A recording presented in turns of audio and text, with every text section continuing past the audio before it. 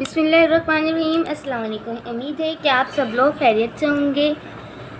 आज हम लोग अपनी एक्सरसाइज स्टार्ट करने जा रहे हैं हदीस नंबर 21 से लेकर 25 तक। यह हमारी लास्ट एक्सरसाइज है हदीस की। चलें आप स्टार्ट करते हैं। अलिफ मंतज़र झेल सवालात के तफसीली जवाबात तहरीर करें।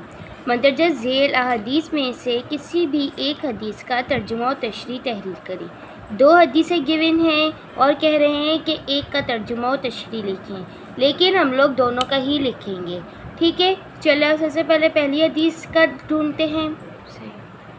अब आप इस जवाब के लिए आ जाएं पेज नंबर 52 पर हदीस नंबर 21 पे।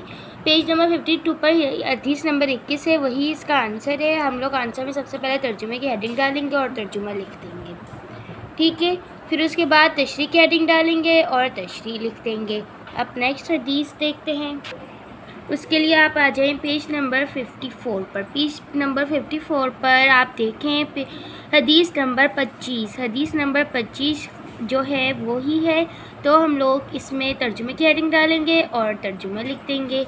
और फिर नेक्स्ट पेज पर पेज नंबर 55 पर तशरीह है, तशरीह की हेडिंग डालेंगे और तशरीह बिल्कुल सेम इसी तरह लिख देंगे। ठीक है, आप नेक्स्ट सवाल देख लेते हैं। नेक्स्ट सवाल क्या है? ज़न गुमान पर नोट लिखें।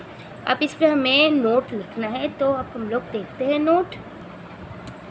मैंने ये नोट खुद प्रिपेयर किया है, तो आप भी यही सेम ऐसे ही लिखें। ज़न के मायने हैं गुमान और ख़यालात। इंसान जब किसी चीज़ या किसी के हालात से में तजस्सुस करता है और इसकी हकीकत को नहीं जानता, तो इसके नफ्स में अपने इल्म के मुताबिक ख़यालात सुनने शुरू हो जाते हैं, जिन्हें गुमान कहते हैं। गुमान हकीकत का मुकाबला नहीं कर सकते और वो इंसान को सही और गलत दोनों तरफ ले जा सकते हैं।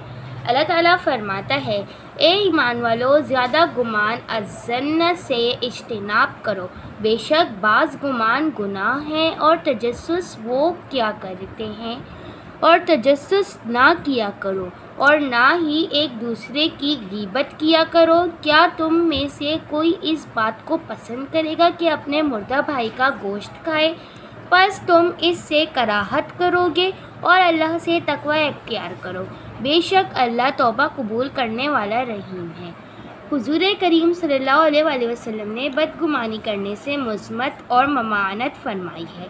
हज़रत अबू हुरैरा से रिवायत है कि हुज़ूर नबी करीम सल्लल्लाहु अलैहि वसल्लम ने फरमाया, बदगुमानी करने से बचो, क्योंकि बदगुमानी सबसे झूठी बात है।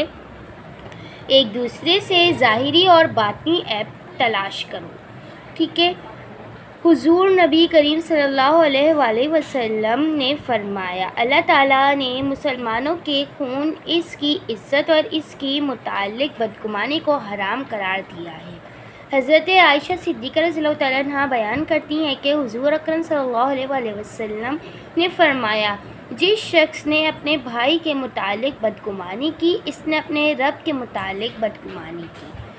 कुरान करीम में इरशाद है कि और किसी के ऐबों और राज़ों की जुस्तजू ना किया करो और ना ही पीठ पीछे एक दूसरे की बुराई किया करो। इस आयत मुबारका में जिस बदगुमानी से मना किया गया है वो ये है कि अगर किसी शख्स का ऐब इसकी ज़ात तक महदूद है, तो इसके मुतालिक किसी भी तरह की बदगुमानी और ऐबजोई करना मना है। बदगुमानी करना हराम है और इससे इज्तिनाब करना वाजिब है। बदगुमानी एक ऐसा गुनाह है जिसके करने से इंसान दीगर गुनाहों की दलदल में खुद ब खुद फंसता चला जाता है।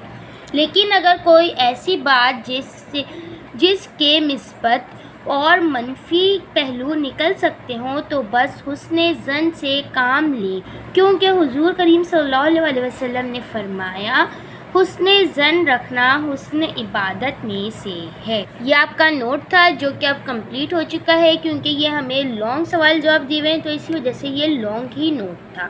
कल मैंने शॉर्ट में दिया हुआ था, तो मैंने आपको शॉर्ट में नोट करवाए थे। आप नंबर 3 देख लेते हैं। मोहताजों और मुसीबत ज़दों की खिदमत और आनत की वजाहत करें। चुप हो जा। पेज नंबर 52 पर आ जाएं। पेज नंबर 52 पर हदीस नंबर 22 की तशरीह जो है आपने यहाँ से स्टार्ट करना है। इस हदीस में यहाँ से स्टार्ट कर और आपने इसकी पूरी तशरीह राइट आउट करनी है। पेज नंबर 53 पर यहाँ पे ये कंप्लीट है। ठीक है, ये लॉन्ग सवाल जवाब है, इस वजह से इनके लॉन्ग ही आंसर है। हमारा अलिफ कंप्लीट हो चुका है और अब हमारा बे स्टार्ट हो चुका है। मंदरजा झेल सवालात के मुख्तसर जवाबात तहरीर करें। नंबर 1, पड़ोसी के इक़साम बयान करें। इसके लिए आप आ जाएं पेज नंबर 53 पर। पेज नंबर 53 पर हदीस नंबर 23 की तशरीह में आ जाएं। सेकंड लाइन से स्टार्ट करेंगे जहां पर लिखा हुआ है कुरान करीम। कुरान करीम में पड़ोसी के हुस्न सलूक का हुक्म दिया गया है। यहाँ से लेकर आप आ जाएं थर्ड लाइन में, इसी की थर्ड लाइन में जहाँ पर बेहतर सलूक करना चाहिए, जहाँ तक के इसका आंसर है। पहला शॉट हमारा कंप्लीट हुआ।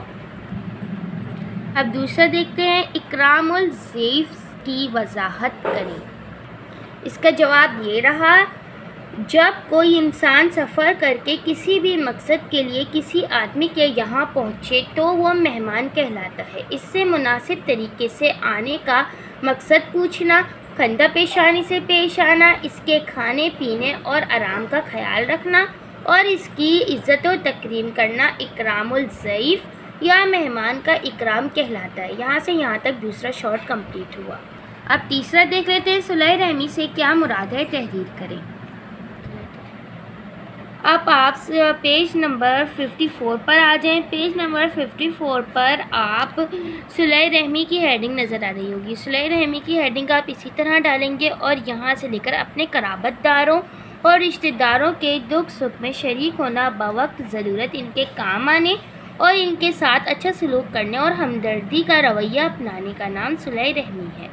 यहाँ से यहाँ तक ये इसका आंसर है। ठीक है, हमारे लॉन्ग सवाल जवाब और शॉर्ट क्वेश्चन आंसर कंप्लीट हो चुके हैं। अब हम चलते हैं अपने MCQs की तरफ। फर्स्ट MCQs देखते हैं, अपने रिश्तेदारों के दुख सुख में शरीक होना कहलाता है। इसका राइट आंसर जो है वो है बे, सुलह रहमी। ठीक है। नंबर 2, किसी चीज़ की तहकीक के सिवा कुछ कहना कहलाता है। यकीन, शक, ज़न, ख्याल। इसका राइट आंसर जो है वो जीम है, ज़न। नंबर 3, हदीस में सुलह रहमी का फ़ायदा बताया गया है। सेहतमंद होना, शोहरत याफ्ता होना, रिस्क कुशादा होना, मुअज़्ज़ज़ होना। इसका जो राइट आंसर है वो भी जीम है, रिस्क कुशादा होना। तो यहाँ पर हमारी 21 से लेकर 25 तक हदीसें कंप्लीट हुई। हदीसों का चैप्टर हमारा क्लोज़अप हुआ।